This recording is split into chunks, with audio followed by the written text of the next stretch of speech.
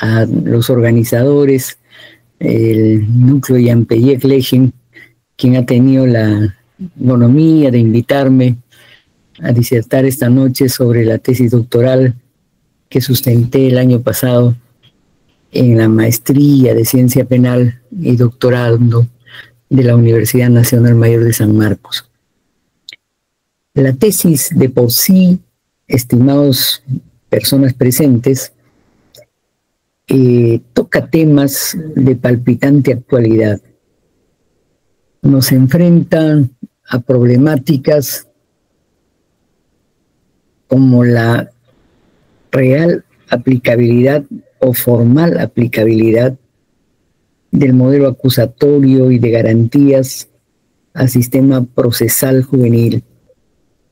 la idiosincrasia jurisdiccional y policial aún vigente en los procesos de criminalización, el pseudo tratamiento que se aplica en escenarios de internamiento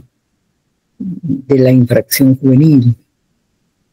y la escasa o nula conciencia científica, jurídica y política de la naturaleza de la infracción juvenil, que lleva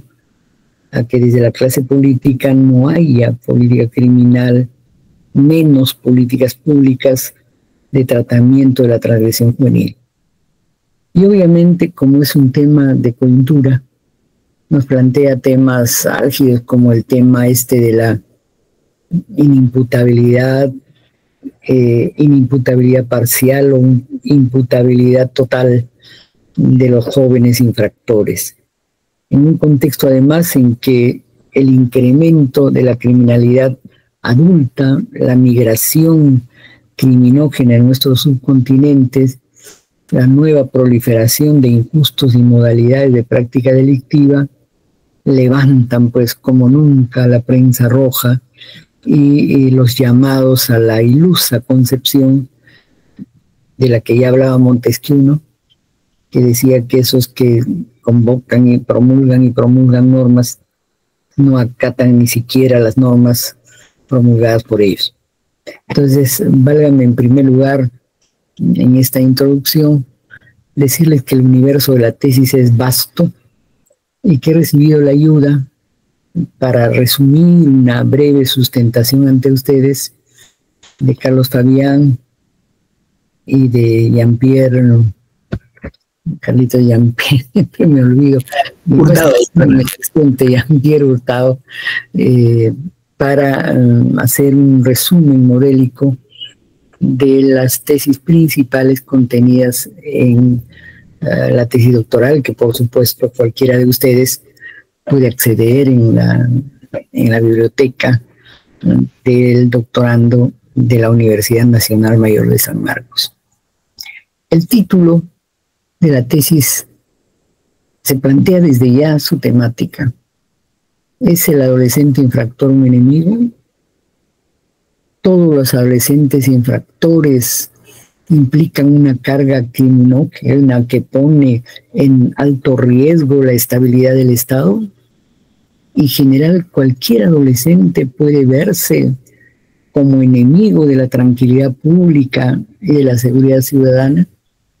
Ese es justamente uno de los temas más globales que tocamos en la tesis.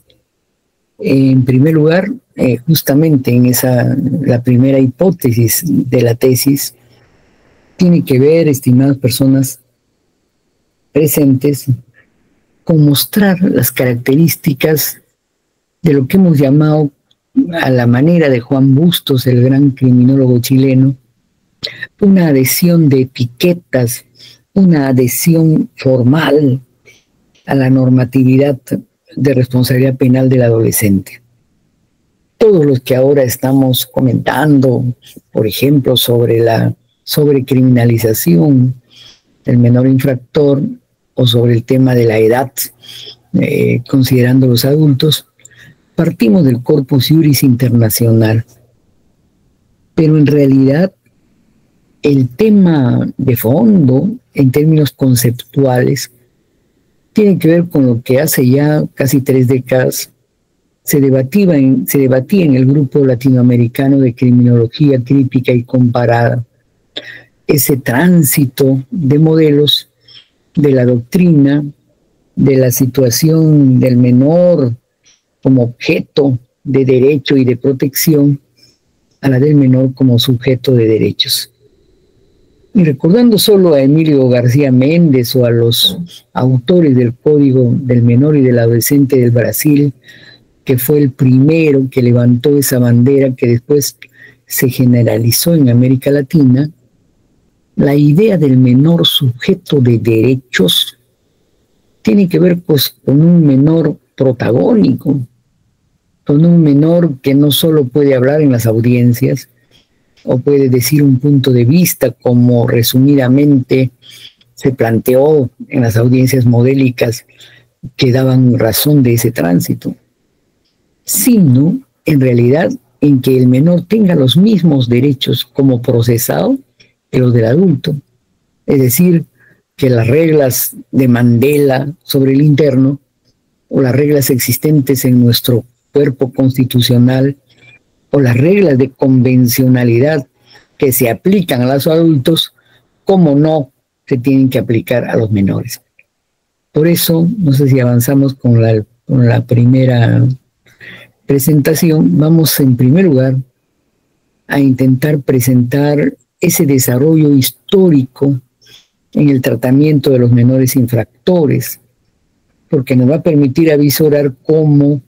esa dialéctica entre menor objeto o menor sujeto ha sido sistémica en el transcurso de la historia de la humanidad, incluso desde la sociedad antigua. En 1760 a.C., el Código de Hammurabi establecía ya principios legales que consideraban la responsabilidad de menores. En ese sentido podemos decir que Hammurabi era más avanzado que muchos códigos previos a los modélicos hasta antes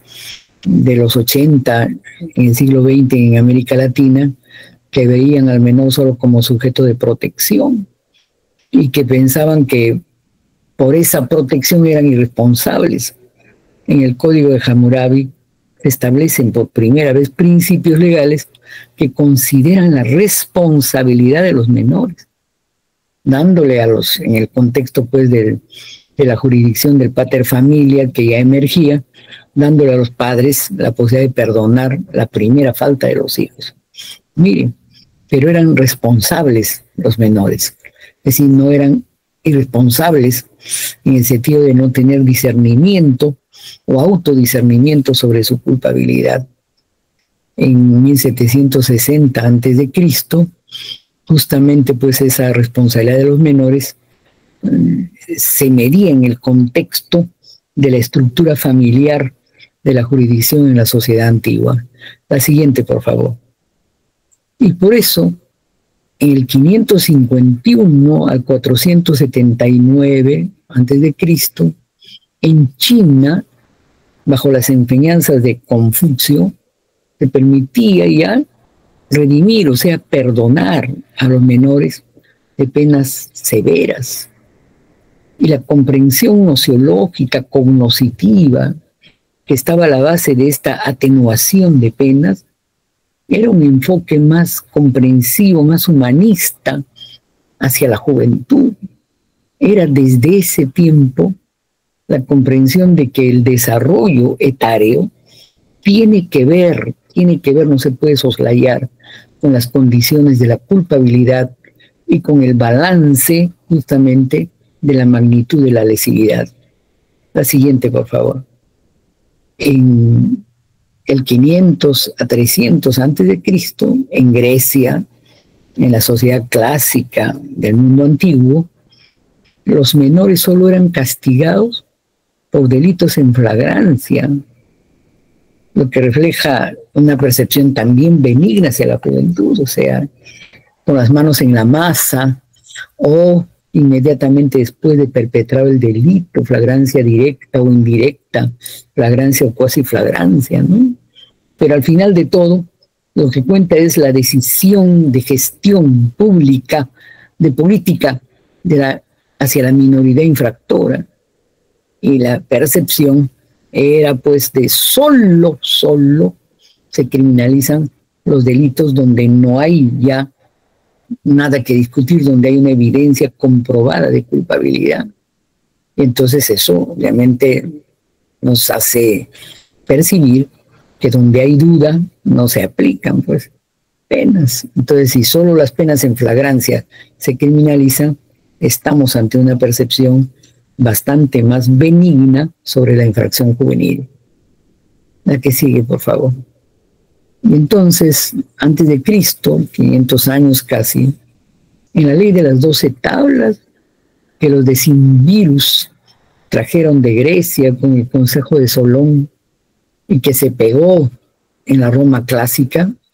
en las famosas leyes de las 12 tablas que abrieron el camino para que la gente que era del pueblo pudiera acceder a las instancias del poder político en Roma, como el consulado, arrebatándole al Senado el monopolio del ejercicio del poder. En estas leyes de las 12 tablas, que son las primeras leyes escritas en el mundo romano, se introducen también límites y circunstancias atenuantes para los delitos cometidos por menores, marcando también esta tendencia histórica en la comprensión de la justicia juvenil: atenuantes, o benevolencia o atenuación, o flagrancia única para criminalizar, o límites para esta criminalización, incluso en la principal norma taxativa del mundo romano, en las leyes de las 12 tablas, en el programa de los decimvirus. La que viene, por favor. Y entonces, aquí nos estamos dando un tremendo salto hasta el siglo XIII, hasta el medioevo. Como sabemos, el medioevo fluye pues desde el siglo V al siglo XV, y estamos ya en el siglo XIII, en pleno medioevo, cuando, según un manuscrito del Estatuto Local de Lübeck, cuando un joven de 12 años mataba, delito contra la vida, a otro niño, el juez tenía que ofrecerle una manzana y una moneda. Y si el menor agarraba rápidamente la manzana, el balance jurisdiccional, el balance político en la ley de Lübeck es que ese era un niño, pues, y no tenía la madurez suficiente para percibir las características criminógenas de su conducta. En consecuencia, no debía sufrir el castigo. Y por eso el tribunal no tenía más remedio que perdonarle, ¿no?, si es que lo solicitaban los familiares de ambas partes. Pero si el menor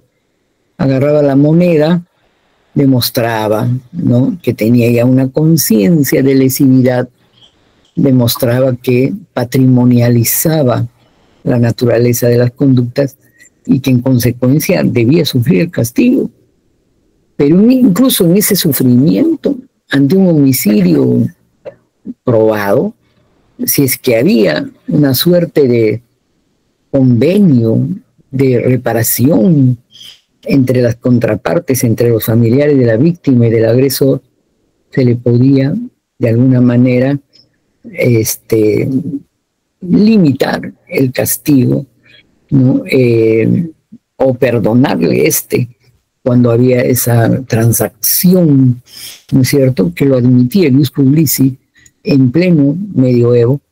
ante la infracción de un delito de sangre perpetrada por un menor. La que viene, por favor. Y entonces, vemos pues que, un momentito, por favor, en el desarrollo histórico, esa evolución en el tratamiento de los menores infractores se orienta por una política de indulgencia minimalista, comprendiendo que en la edad temprana la responsabilidad es atenuada y que hay una diferenciación también entre la infancia y la adolescencia, reconociendo la menor madurez y la necesidad de protección incluso del adolescente frente al castigo penal y admitiendo la posibilidad de un acuerdo reparatorio entre familias, es decir, asumiendo que en realidad el rol de los paters es un rol fundamental a la hora de evaluar la responsabilidad del adolescente infractor. Ahora sí, mirando este desarrollo histórico, estimadas personas, nos dimos cuenta que en realidad el sistema acusatorio garantista o el modelo adversarial, que es típico, como diría Santiago Mirpoy, del Estado social y democrático de derecho, y que en nuestro país, cuando se aplicó en la promulgación del ya no tan nuevo modelo procesal, porque ya tiene 2 décadas, ello debió implicar un cambio no solo normativo, sino institucional, cultural, ideológico y de todos los subsistemas procesales que tienen que ver con la criminalización, juzgamiento, investigación, juzgamiento y ejecución penal del adolescente infractor. Y lo que notamos a lo largo de casi 7 años de seguimiento de la jurisprudencia de menores y también de la ejecución penal del menor, es que en realidad, como decía Bustos, nuestra codificación, el Código de Responsabilidad Penal de Adolescentes, si bien adhiere formalmente pues, al modelo acusatorio, adversarial y de garantías, y si bien, si miramos desde un criterio de principio de literalidad, de taxatividad, las normas adjetivas, adhiere al modelo acusatorio, lo que es cierto es que en realidad, a nuestro juicio, no ha significado un cambio cualitativo en la renovación de las instituciones jurídicas, policiales, procesales, jurisdiccionales, aunque tal vez hay que reconocer que en este subsistema hay algo más de preocupación también en el Ministerio Público y también en el ámbito de la ejecución penal y del tratamiento. ¿Qué pretendemos decir? Encontramos en muchos fallos jurisdiccionales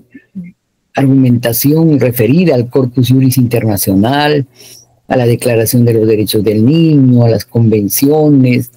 a las normas de Beijing, de La Habana, en fin.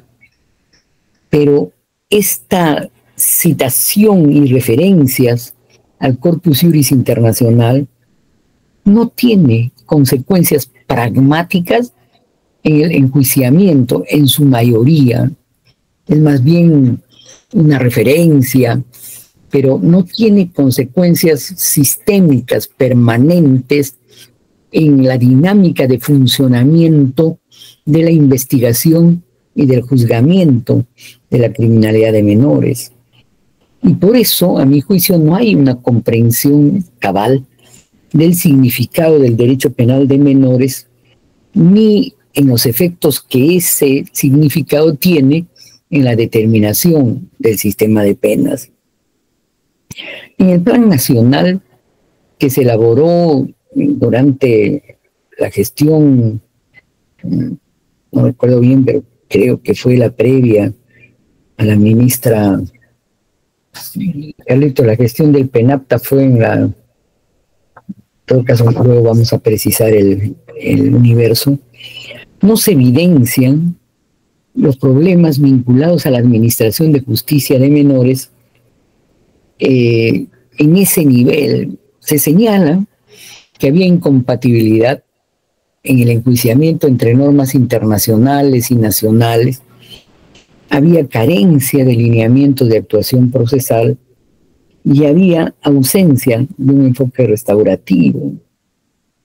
Sin embargo, no se tomó en cuenta, a pesar de la experiencia de quienes hicieron el Plan Nacional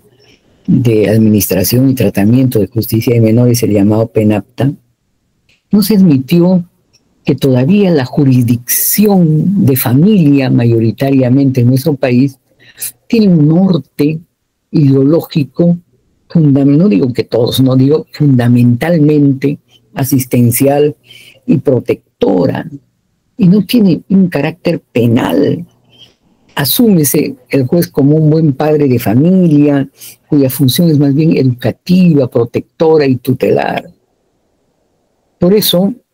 y también por los límites serios que hay en el ámbito institucional en nuestro país,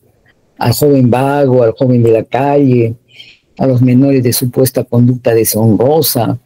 o en concordancia con un anacrónico Código Civil que admite que los padres puedan entregar, ¿no?, a los hijos incorregibles a las instituciones, entre comillas, protectoras, se admite pues el encierro de jóvenes no transgresores, porque no hay instituciones autónomas donde se puedan aplicar medidas socioeducativas de protección real, de asistencia pragmática para, por ejemplo, los menores o jóvenes abandonados. Por eso hace que algunos jueces, en lugares donde no hay servicios de orientación al adolescente o están bastante lejanos de su jurisdicción, los envíen pues a otro distrito, a otra zona, antes de definir modalidades de tratamiento abierto, como son las que se sugieren en todo el corpus juris internacional.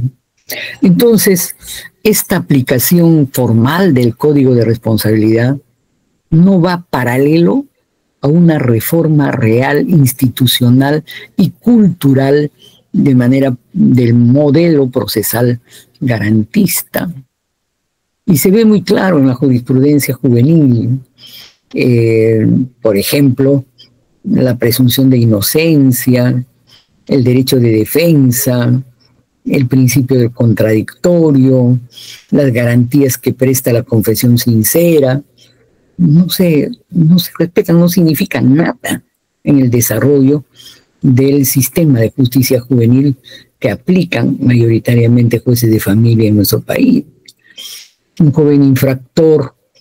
por ejemplo, viene con un expediente grande elaborado por la policía. Entonces tenemos un escenario de sobrepolicialización. La actuación fiscal por eso reproduce el viejo modelo inquisitivo, ¿no? En las audiencias en juzgado de familia casi no se desarrollan pruebas. Las audiencias no son instancias de definición entre contrapartes, principalmente porque la defensa pública no actúa en el ámbito de la criminalidad juvenil, sino muy excepcionalmente. Entonces, usualmente el menor infractor no tiene defensa y sin embargo confiesa espontáneamente: sí, he cometido un error, por favor, perdóname, dame una oportunidad. Es lo que sistemáticamente repiten los jóvenes en audiencia ante los jueces de familia. Y entonces hay escasísima presencia relevante de defensa técnica. Entonces, en ese escenario, que como diría Weber, es el escenario pues de primacía de la realidad sobre la primacía propositiva del debe ser procesal del modelo acusatorio, evidentemente tenemos una gran incoherencia, porque ahí no hay igualdad de armas, no hay derecho de defensa, no hay las consecuencias de una confesión espontánea, no hay el beneficio del contradictorio, no hay. Básicamente es el menor ante el juez y con un expediente de sobrepolicialización que generalmente no, casi nunca tiene un informe favorable al menor, casi siempre es incriminador. Ahora, hay ausencia de personal especializado en justicia penal juvenil, ¿no? De hecho, los servicios sociales, los servicios de salud, no están especializados en lo que significa la justicia penal y el derecho penal juvenil. Y eso contribuye pues a decisiones punitivas, no pedagógicas, no basadas en el paradigma de la educación y el tratamiento sino en el paradigma de la sanción y de la disciplina. El internamiento, además, tiende a ser largo, prolongado, favorece la socialización con las lógicas subculturales del encierro, deteriorando el proyecto de vida futura del joven infractor primario. Y en las instituciones mismas de ejecución penal, como el PRONACER, en los llamados educadores sociales, persiste pues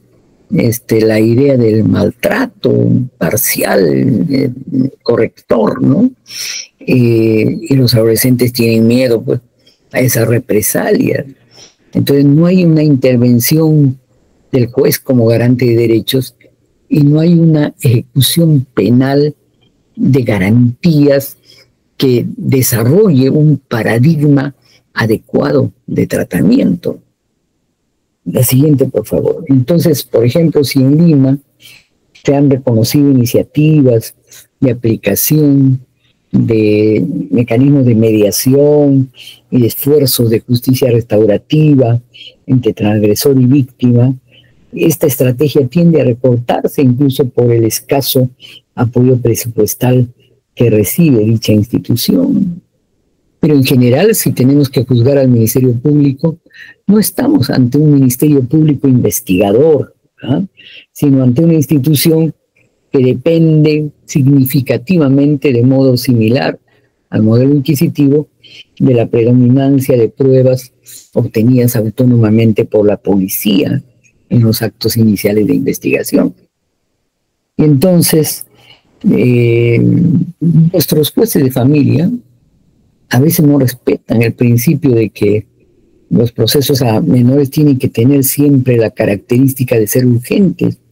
de que los plazos no solo deben ser razonables, sino incluso bastante más que razonables, sobre todo cuando hay el riesgo de aplicar una pena privativa de libertad. Y menos aún, no respetan pues el hecho de que la pena privativa